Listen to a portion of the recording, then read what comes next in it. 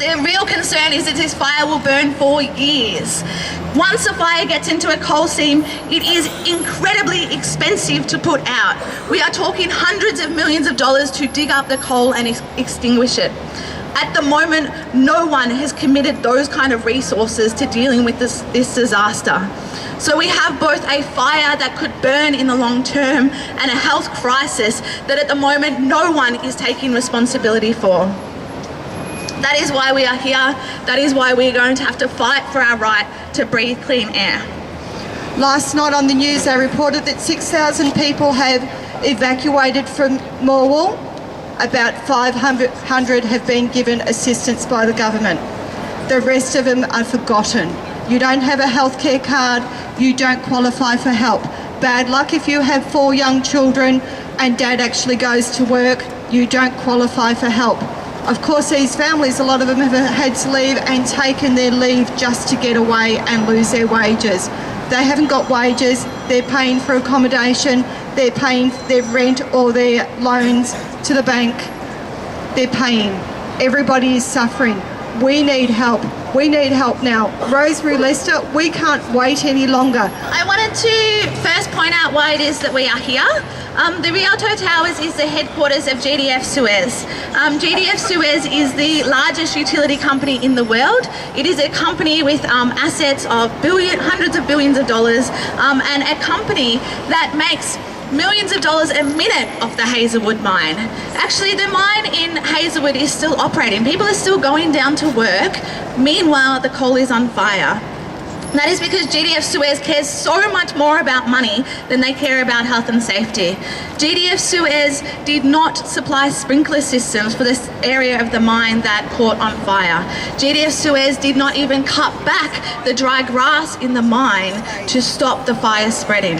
GDF Suez is responsible for this fire taking hold in the mine. The EPA Victoria has refused to release a bunch of data about the smoke that is covering the valley. There is testing that they have done that they have not released, and it has recently been proven that there is a bunch of chemicals in the air that they are not even testing for. This is not rocket science. You could easily have Googled that. Coal dust has some of the worst chemicals in the world, things that cause things like maternal death. The EPA testing that they have released gives off-the-record pollution levels. To give you a sense of it, Beijing gets to about 500 on the air quality index on a really bad day. Morvell and Traralgon have got to nearly 2,000 on the air quality index. That is off the scales pollution. That is why this place needs to be declared a state of emergency. The fact that people have not been evacuated from that place is insane and exceptionally cruel.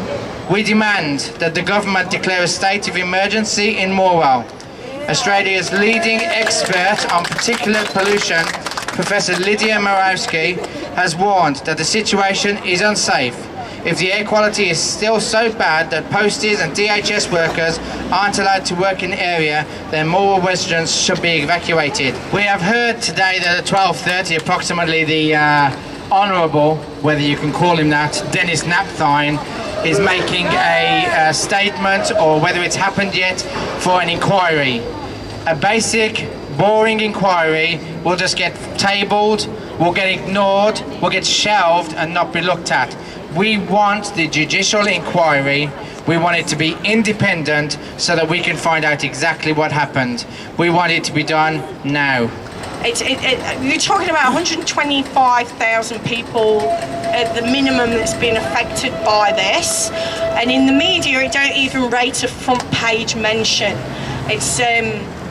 It's really, really disheartening, and you sort of think like, I don't know, they just don't care if they just put us down en masse out in the valley. To be honest, I've lived there since '99. I've always loved living in Morvell. Now I'm feeling like I want to leave, but I can't, because who's going to buy my house? Because I can't see that this is going to be a short-term issue. There's been 7 accidents associated with this mine in recent years. Nothing was done about those.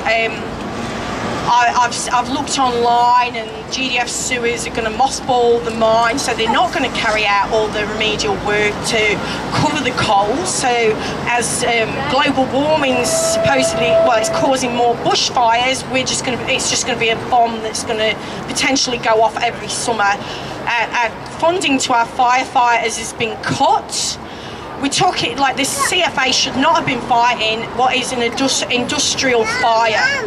The EPA was, I asked the lady from the EPA what was in the smoke, and she got very, very defensive. We're conducting tests, no one knows, but we're working it out, and it just started to give me a really creepy sense that, you know, why are you here handing out face masks and telling people to leave, and also telling people it's absolutely fine at the same time. I went down to the Morvell Bowls Club for dinner that night, and you know, people were coughing there who were working, who had to work with the doors open. It's only about 500 metres from the fire, like literally from the coal face. And the workers said that they were offered face masks to wear while they were working inside, but that they didn't want to wear them because it would scare the customers away. And look, so I just found it appalling. And on the drive out of town, you can see where the fires started. And as far as I'm concerned, it doesn't matter whether it was a lightning strike, whether it was an arsonist, whether or not it was a cigarette butt out the window. The fact of the matter is it was a grass field going straight to an exposed coal face, you know, like, that's appalling, you know. People talk about how that's like, you know, an arsonist has tipped the petrol on the mine and set it on fire. As far as I'm concerned, the petrol was already tipped, and, you know, anyone could have dropped that match, or the match could have dropped naturally, but just looking at that was like seeing a smoking gun. And, you know, I'm not sure if that's GDF Suez responsibility or the Victorian government's responsibility, but it's got to be fucking somebody's responsibility. And sure as hell it's not the locals of Morvell who are here, who can't leave, who are copping it. But it's only when you've raised your voices in this way that the government has acted at all in this crisis.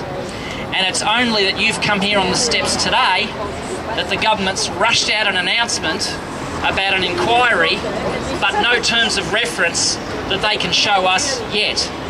Of course, we'd insist this covers the whole incident, going all the way back to the beginning as to how it could have even been permitted to start, right through to the effects on all of you, socially, economically, and in terms of your health, not just today, but all the way through to the future.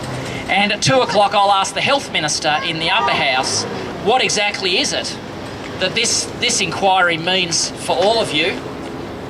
Will it be completely independent? Will it have the powers it needs to call every person and every document that's required to find out the truth? And will it announce its findings in a timely fashion, not safely after the election, when Dennis Napthine thinks that you've all forgotten about this and that Victoria's forgotten about this? Well, it's taken your voices every single step of the way for a government who's been on the back foot at every stage. They're still on the back foot today, rushing out this announcement with no clarity as to what the terms of reference will be. So keep doing what you're doing, please, and we'll do what we can in Parliament to amplify your voice. Thanks very much. And you can be guaranteed that Voices of the Valley is not going away.